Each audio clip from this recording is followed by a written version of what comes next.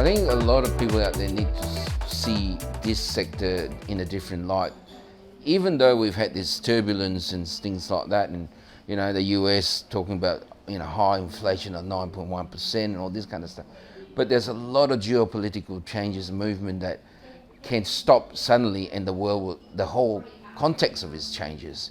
And I'm hearing more and more this statement, this narrative is that, just talking to another coffee with Samso we just finished, he said, look, we're going back to the old Roman days where people conquer the world to get commodities, and not that we're saying this is going to happen, but I think we're going back without doubt to, I've got this set of commodities whereas you don't, and that's where the value is. And I think from an investor point of view, from my point of view, I think companies that have potential to have a resource or potential to be mined today is more valuable, say even 6 months or 12 months ago, because if that world happens, then the guys that can mine in a jurisdiction like us, we're in Australia, is beneficial. I think it's hard to find those. We know that, to find a project that can go to mine.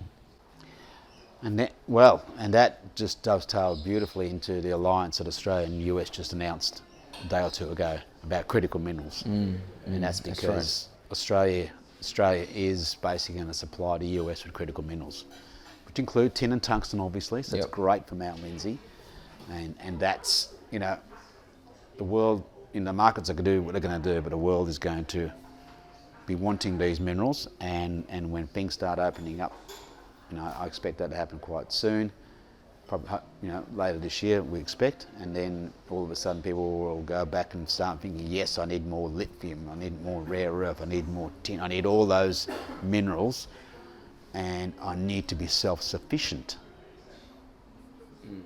And this geopolitical war between China and America, that's kind of, China may want to go, I don't want to sell anymore, I want to use it myself. I think there's a real chance. The Chinese are probably play a better long game than the Western countries do. He's probably buying a lot of cheap commodities out of Russia at this point in time. Everyone else is still paying premium. And may I remind people, in 2015, I remember I made a small buy into a company that had some lithium projects in Zimbabwe. That was when lithium was hotting up, right? That's 2015. Right? And today we're still at where we are. So things do take time, a long time in this game. It's about taking positions, I guess, in some ways. There's no secret, I love tin and tungsten and things like that, but it's still a long road, right? It's a long road game. Absolutely. Look, Andrew, fantastic update. I think I like what's happening at Thor, and